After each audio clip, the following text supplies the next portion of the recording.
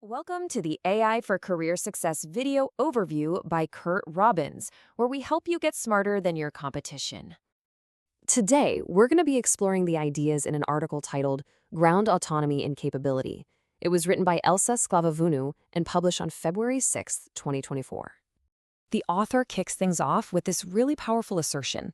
Autonomy without literacy is not freedom. It is managed dependency. It's a statement that really sets the stage for a much deeper, more critical look at what user autonomy actually means in the systems we use every day. So let's start there, by examining what the author calls the illusion of autonomy. It's this interesting paradox where systems promise to empower us, but often they end up delivering that managed dependency we just talked about. I mean, think about it. We're constantly surrounded by this language of empowerment, right? We hear terms like user control, human in the loop, and explainability. All of this suggests that we are firmly in the driver's seat. But we have to step back and ask a serious question. Does all this language of empowerment actually reflect the reality of our experience with these tools? Because in practice, the reality looks quite different. For most of us, we don't really understand how a system produces a decision. We can't evaluate the trade-offs it's making. We certainly can't contest an outcome in a meaningful way because we can't see the logic behind it.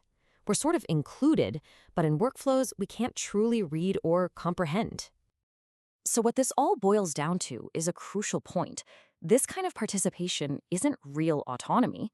It's more of a performance, a ritual of choice that doesn't have any genuine agency behind it. The author has a brilliant term for this: interface theater. This idea of interface theater leads us directly to our next section, which is about the core problem of having rights on paper, but without the actual capability to exercise them. And you can see the disconnect really clearly here. The promise is that you have a right to appeal a decision, but the reality is, how can you possibly appeal something when you can't trace how the decision was made? We're promised the right to override, but how do you override a system whose logic you can't even begin to model? The conclusion here is pretty stark. A right that you cannot actually exercise isn't really a right at all. It's just a narrative device, a comforting story we tell ourselves. Okay, so if just having rights isn't enough, then what is the answer? Well, this brings us to a really central reframing of the whole argument. We need to start seeing autonomy not as something that is granted to us, but as a competence that has to be learned. I mean, think about it. No one is just born autonomous in any complex field.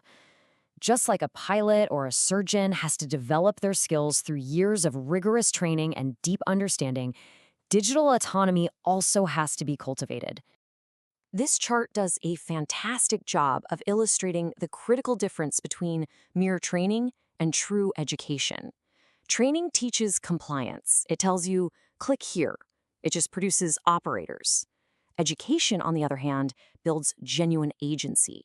It explains this is why, and this is where it breaks. It produces governors, people who can truly oversee the system. So the bottom line is this: agency is a skill. And just like any other advanced skill, it requires the right kind of infrastructure to develop. So if we want to achieve genuine user autonomy, we have to start designing systems that actually serve as an infrastructure for learning. So what does that mean for the designers and developers who are building these systems? Well, the mandate becomes pretty clear. They have to start building for system literacy, right from the ground up. And the foundational concept to unlock all of this is something the author calls cognitive access. It's about moving beyond just writing rules and checking compliance boxes, and instead ensuring that the system itself is understandable. Can a user actually see, understand, and reason about how it works? Now, this doesn't mean we have to oversimplify everything. Not at all. It's about structuring complex systems in a way that is built for comprehension, making the internal logic legible, the decision paths interpretable, and the trade-offs visible to the people who rely on them. And this leads to another really profound quote from the article. System literacy is the new civic literacy. In an age that's so heavily governed by algorithms, understanding the systems we inhabit is just as fundamental as understanding how our civic institutions work. Okay, so let's zoom out and bring this all together from the final big picture conclusion about what freedom really means in our incredibly complex technological world. You see, this reframes the entire debate. The important question isn't just, do users have rights? The real question is, can they actually govern the systems they inhabit? It shifts the focus from permission to genuine capability. And this serves as the ultimate takeaway, the line that really sums it all up. Autonomy without capability is theater. It's just a performance of freedom, but without any of the substance. The goal, then, the real objective, is to build systems where learning and understanding are distributed throughout the user experience. When systems are designed to teach, autonomy stops being a marketing slogan and it becomes an actual structural property of the system itself. Thank you for watching. This is where we teach you AI and help you get smarter than your competition. If you like these videos, please feel free to use the QR code on the screen to buy us a coffee. We also encourage you to subscribe to the AI for Career Success YouTube channel. And please, remember to like, comment, and share this video with your colleagues. It really helps us reach a wider audience.